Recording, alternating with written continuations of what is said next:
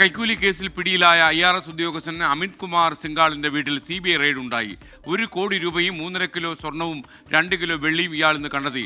ഡൽഹിയിൽ നിന്നും വിവരങ്ങളുമായി അച്യുതൻ ചേരുകയാണ്. അച്യുതൻ, വിവരങ്ങൾ പറയൂ. ഇതിങ്ങനെ വലിയ സത്യസന്ധരെന്ന് ഭാവിക്കുന്ന ഉദ്യോഗസ്ഥന്മാരുടെ വീട്ടിലൊക്കെ ഇത്രയധികം സ്വർണവും പണവും ഒക്കെ ഇരിപ്പുണ്ടോ? പറയൂ.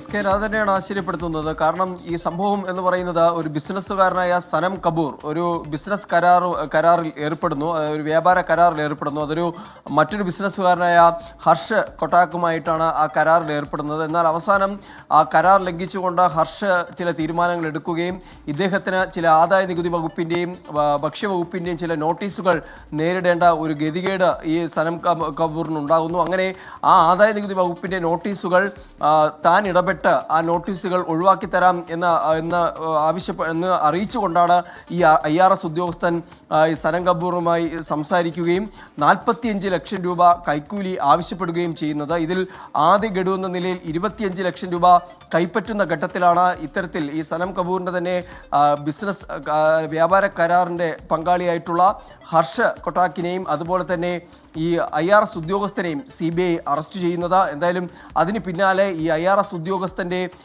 വസതിയിൽ ചില റെയ്ഡുകൾ നടത്തിയിരുന്നു. അതിലാണ് ഇപ്പോൾ CBI ഇത്തരത്തിൽ 3.5 കിലോ സ്വർണവും 2 കിലോ വെള്ളിയും 1 കോടി രൂപയുടെ പണവും ഒപ്പം തന്നെ ഏതാണ്ട് 20ഓളം ബാങ്ക് അക്കൗണ്ടുകളുടെ രേഖകളും സ്വത്തുവകകളുടെ രേഖകൾ കൂടി ഇപ്പോൾ പിടിച്ചെടുത്തിരിക്കുന്നത്.